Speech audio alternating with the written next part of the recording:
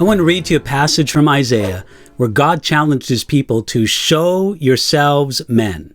Here we go. Isaiah chapter 46, verses 8, 9, and 10. Here.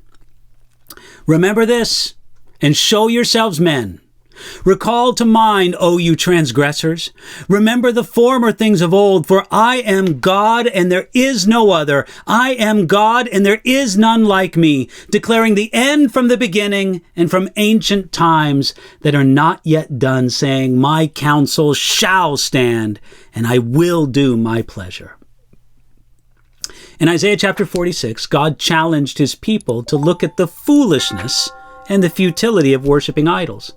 It's a great example of God using humor to show just how crazy it is to regard anything other as the true God as a God.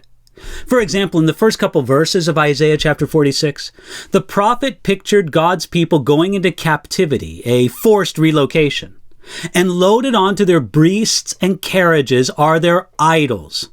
Even their idols were carried away into captivity and loaded onto the moving trucks.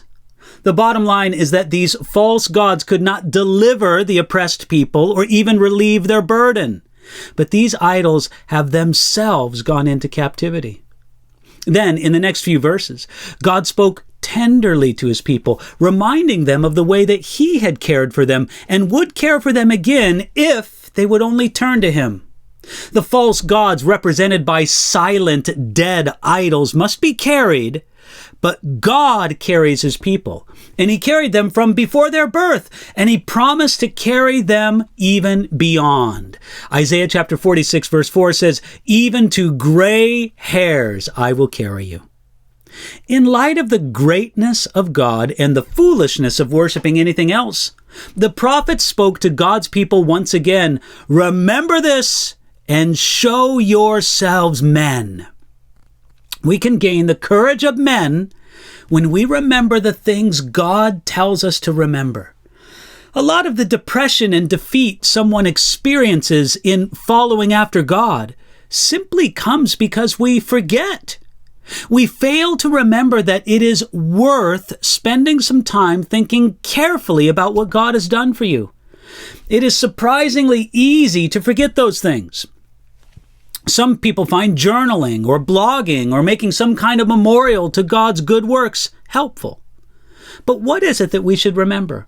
Isaiah tells us, remember the former things of old. There is none like me, declaring the end from the beginning. You see, God knows the end of every matter, every course of circumstances, just as clearly as anyone else can see the beginning of it. That is why there is none like him, and why he deserves all our trust. When we do trust God this way, we can be sure that he will do what he has promised. As God said through the prophet Isaiah, my counsel shall stand and I will do all my pleasure. God knows the end from the beginning because he is much more than a passer observer of events. His counsel shall stand. His works and plans never fail because he will do all his pleasure. God isn't just watching the entire parade of history. He's directing that parade.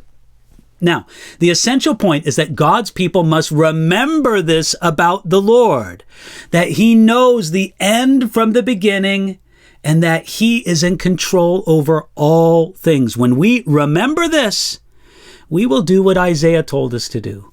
Show yourselves men. We can have tremendous courage in our God when we understand and remember who he is and what he does. You can remember that today.